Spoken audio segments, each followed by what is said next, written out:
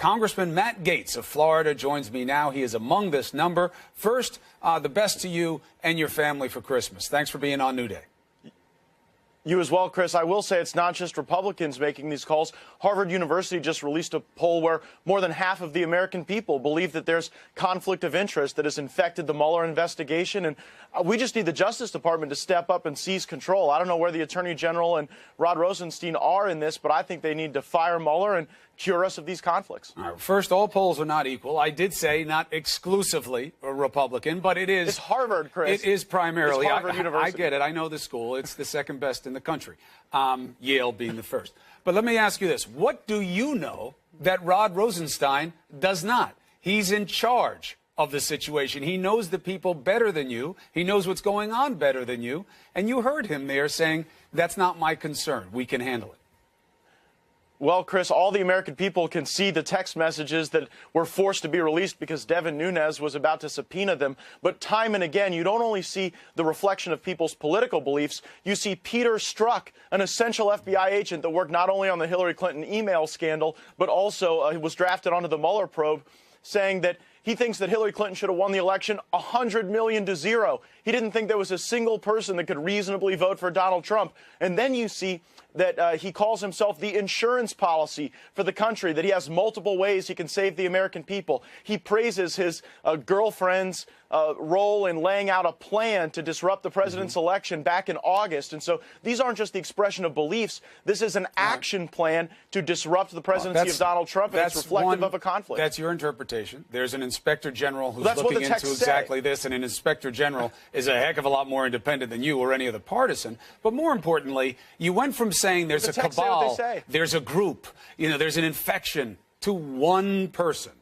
So why are you so concerned beyond the politics of a probe that you don't like? No, you went to one person. Well, when you went to your example of where this infection is, you name one guy and maybe one other person he was talking to.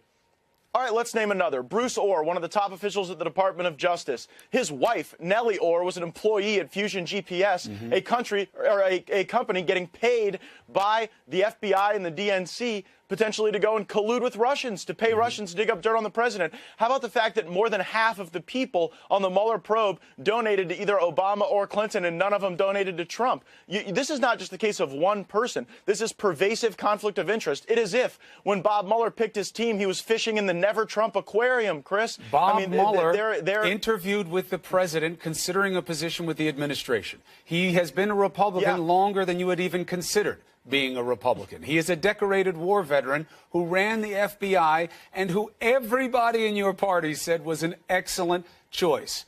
What has changed since then, other than your disenchantment with the direction of this probe?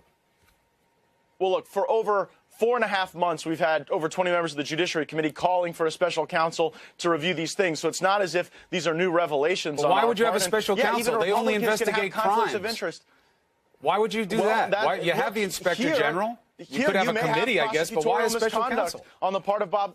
It's not a crime. Because here you may have prosecutorial misconduct. It's not a crime. The things that Hillary Clinton did were absolutely crimes, and they were never truly investigated because you had people designating her investigation as special and that it didn't go through the normal procedures. That's Andy McCabe, you had Jim Comey, the current deputy director who of the arguably FBI. did the worst thing that happened in the election for Hillary Clinton. And by the way, you know what you're forgetting? That is one of the reasons I wanted to talk to you today is, do you remember that during the probe, Hillary Clinton and her supporters were making the same argument you're making right now?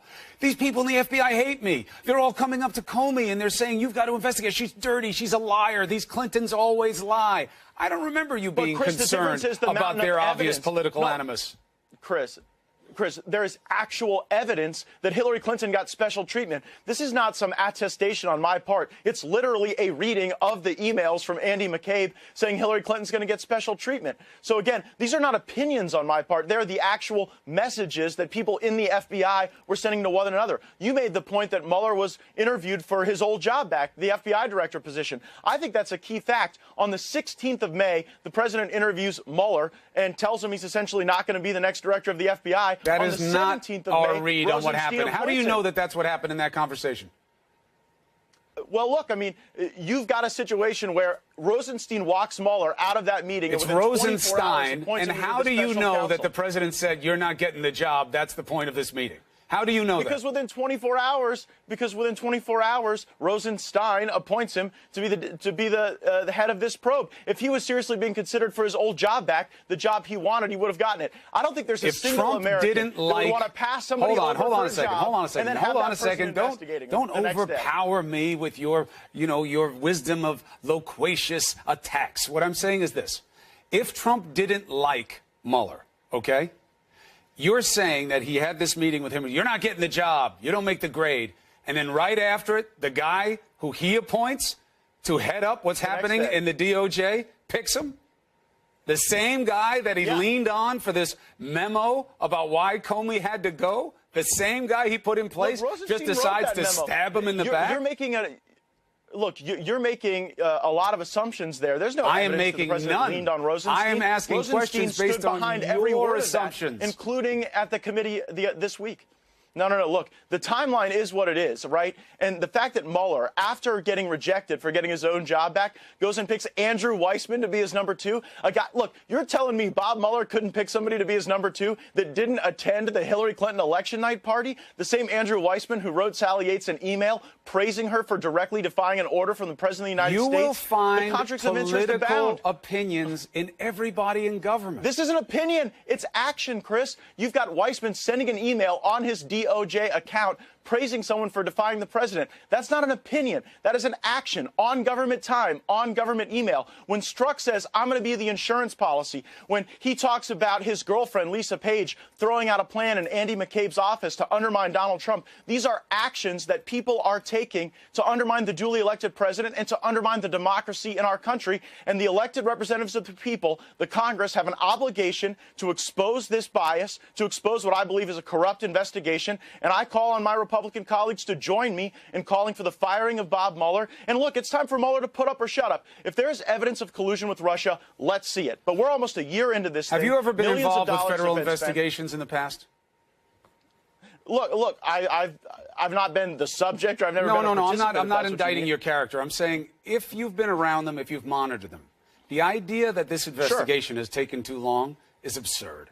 They always take a long time. You talk to career prosecutors, they'll say they're surprised that he moved as quickly as he has. This is very intricate stuff that they're looking at, and they're not doing it with a lot of help from you guys, because you're all caught up in the political mishigas. They have an unlimited budget, and they have more people investigating. If you're worried about government waste and money, you should have felt strong about this tax bill, then, Congressman, because you just blew up our deficit with it. That's why I voted against the budget. No. You got the wrong guy on that, Chris. I voted against the budget that blew up the deficit. No, I'm talking about this tax bill. Budget that would have required mandatory spending cuts. Well, look. Yeah, well, that tax bill should have been accompanied by spending cuts. I think a criticism. Did you vote for the tax bill or no? Tax bill simultaneous. Well, I voted for the tax bill, but I did not vote for the budget that allowed it to occur at the same time. But you voted for the tax bill. I'm saying if you want to be a penny pincher, well, sure, I'm not going to hold. You were just pound foolish in that regard, is what I'm saying. Well, absolutely false, Chris. We should be doing spending cuts. And actually, the president has promised that welfare reform is next. And we're going to try to get this deficit under control, because the criticism that we're blowing up the deficit is a fair one. We actually need to get in and cut spending. I agree with that. This was actually a natural transition. I'm happy we're making it. So we went from Mueller. Now we're going with taxes. This matters as well. I'm not feeling you on this. So help me understand your position on this. You can't look at this objectively or subjectively, this tax bill, and see that it's good for the deficit. Even if you look at the magic of growth that you guys are all hoping happens by rewarding businesses. But you voted for it, you see. And that's the problem. No, what I voted for was a budget that would have demanded simultaneous spending cuts. I don't think voted for this tax bill. Spending, but Chris, at the same time, like, we have a Congress, unfortunately, that acts far too linearly. They do one thing at a time. I don't really get it. I'm kind of new to the institution. Why'd you vote yes on the tax bill if you care about the deficit? Well, because I don't. Chris, because I think we shouldn't hold taxpayers hostage because people in Washington don't know how to cut spending. We do need growth in this economy. We do need to be able to deliver on the promises of a rising tide for all Americans. We have to cut taxes to get there, but you're absolutely right. Why do you have to cut taxes to get there? You have growth right now. Alan Greenspan said you don't need a tax cut. Well, But a lot of that growth is expecting of a tax cut. It's anticipatory growth. The stock market if we don't actually cut is anticipatory. It is a casino effect but there. That's not affecting wages for the middle class, the people you say you care about. Well, look, the wages will rise when we bring trillions of dollars from overseas back into the American economy. When you have investor confidence, consumer confidence, well, just about every investor confidence. You have the Wall Street's at an all-time high. Who says that giving corporations more money will make them raise wages? That's anticipatory. Chris, that'll be a sugar high if we don't actually deliver on tax cuts. The stock market is at an all-time high. By the way, something that your network never gives the president credit for. We talk about it all the time. Cut taxes Matt, so that we can harden that economic growth. Stick to the facts. The idea that we don't talk about it and talk about his share of the responsibility, as well as the fact that Trump always said before he ran and even a little bit during it, stop looking at Wall Street as an indicator of Main Street. That's deceptive. It doesn't have anything to do with the reality for people who work for a living. So, anyway, we've been stick to the facts. I don't see how you can look at this and say, I'm taking care of the deficit. I voted for this tax bill. They just don't go together. You're right. That's why we've got to cut spending. That's why I keep fighting you voted for it, and now cuts. you guys are saying you'll take it out of entitlements, which the president said he wouldn't do. Do you think we need work requirements? Do you think we need to block grant Medicaid? Those are the things that save money. I'm for all of those things. I keep fighting for those things. But, you know, people on the political left, including your network, don't seem to be supportive of spending cuts. So covers it as it is. Matt, if you can't make strong arguments, you ever hear the expression, if you have the facts, if you don't have the facts, argue the law. If you don't have the law, argue the facts. If you don't have either, bang on the table and start yelling. That's what you're doing. What we have CNN's is not your problem, my friend. Your position is you're the one who voted for this tax bill. It blows up the deficit. You got to own it. Tax bill, and then I do believe that we ought to deal with the deficit through spending cuts. It'd be nice if we had some bipartisanship on that. I don't see a single Democrat. But you need to do those cuts now on the backs of people who need entitlements because of what you're doing with your tax cut. You're creating your own problem, my brother. That able-bodied, childless adults need entitlements. Look, people who can go to work and choose not to don't need entitlements. They just get entitlements. And if we had real work requirements like the House fought for in our budget, then you could reduce spending by hundreds of billions of dollars. There are requirements in place. The idea that malingering is the problem with our entitlement structure is insulting to the reality of people in this country. And you look at your own state and the people who are on entitlements, you're not going to find a lot of lazy people. You're going to find the elderly. My state wants to do work requirements. I was in my state legislature when we tried to do work requirements and the federal government wouldn't let us. I think we could unlock the potential of our great federalist system, have 50 states trying 50 things. In the state of Maine, where work requirements were installed, you saw the food stamp rolls go down. And I think that if we had Washington exercising less control, you'd have more of a vibrant system where people would be able to get folks to work. That would lead to more economic growth. I think these things can ultimately compound and lead to levels of growth that we haven't seen in this country for a generation. The first step is the tax cut. The next step is spending cuts. Well, the reality is this. You say you don't want to be linear, then you should look at it in less than just a linear way. You can do your spending cuts, and you didn't have to blow up the deficit with the tax bill. That's why the vote seems inconsistent. But Congress